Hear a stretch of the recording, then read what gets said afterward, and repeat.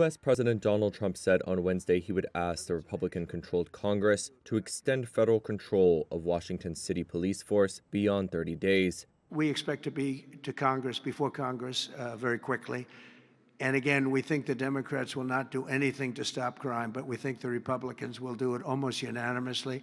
So we're going to need a crime bill that we're going to be putting in, and it's going to pertain initially to D.C.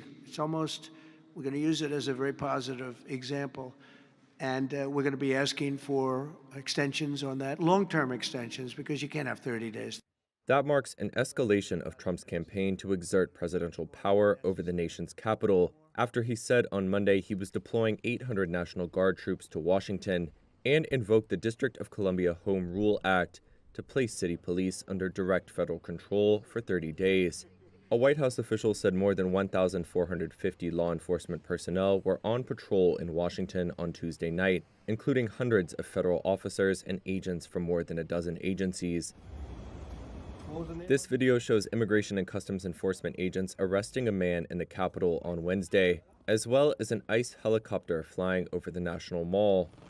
Trump has painted a picture of D.C. as a city gripped by a wave of crime and pervasive homelessness, despite both federal and city statistics showing that violent crime there is on the decline.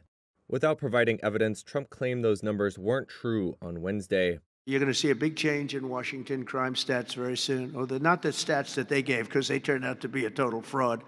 The real stats, the stats went through the roof. You know, they had a man that was forced to put up stats like they were doing better. They're not doing better. Crime is the worst it's ever been. But it started as of about yesterday. You see a big change. U.S. Attorney General Pam Bondi told Fox Noticias that officials were looking into whether the city's statistics last year were manipulated.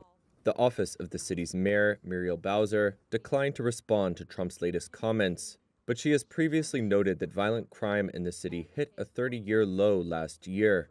Any legislation to extend Trump's control over the police department would likely stall in the Senate, where Democrats can use procedural rules to block most bills.